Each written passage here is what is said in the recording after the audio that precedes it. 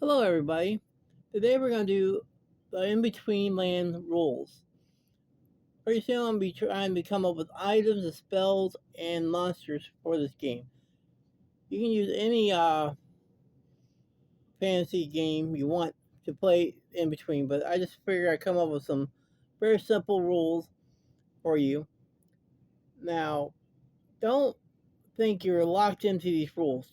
Whatever makes sense to you, or you want to add something, go right ahead. Now here you go. Here's the rules for the in-between lands. Very simple.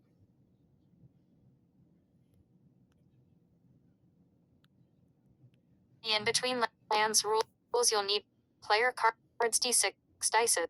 Whoever gets a higher card gets to do the hit and damage. If somebody's trying to do a spell on you, do I declare war card set rules. How many days you get to roll for damage is up to your level and your weapon you're using. Magic user can do spells at your level and lower. So let's say your weapon says it does 2d6 damage. You get 2d6 to roll plus your level. So I say you're level 3. That means you get 3 more dice to roll. You do this for detecting traps and disarming traps as well.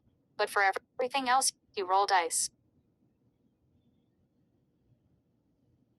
If you're higher than the story master, you get to achieve what you're trying to do with it, and the reason when doing damage and other things. If you roll a 6, it's called exploding dice. That means each 6 you roll, you can reroll, do more damage, or do more stuff. How you level up is finishing a chapter or the story master to think you went through enough stuff and you level up. When you level up, you get more V6 success on your stats. Your stats are strength, intelligent, wisdom, charisma, dexterity, constitution, and death saving throws. Name, sex, and class, and race class, and race for help you.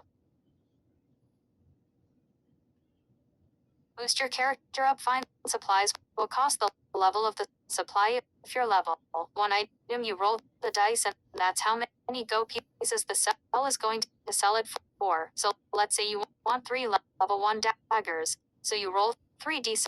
The number on the dice is how many gold. So you roll the 6, a 2, and a 5, so that it what's sell going to sell it to you. Like items will have the same name, same properties, but be at levels that makes the difference. So I'll see you buy food rations.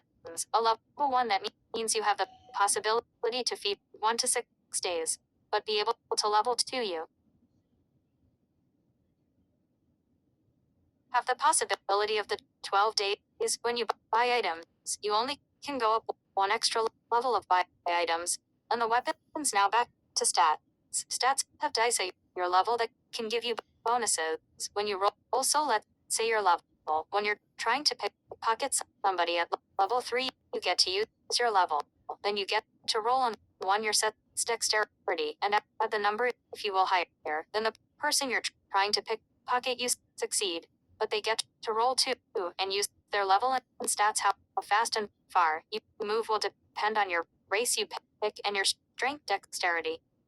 For distance dexterity, for speed, your character will get 3 actions. Alright, now if you don't know what I Declare War game is, it's a card game where you put down 4 cards, but I declare war. So this is how it is in this game. But it's like a battle of wills when you're doing spells. So if somebody's trying to do a spell on you, they're trying to go against you. So they have to beat you at the end of the card. They have to have a higher card than you when they're doing a spell. So let's say they get ace, jack, king, but 2, and you get 2, 3, 4, and then a king. You still win at the end. The higher card at the end wins the battle when it's doing spells. Alright, I hope all that makes sense. You might have to slow it down because it did go kind of fast. Alright, and that's the simple rules of in the between lands. Alright, goodbye.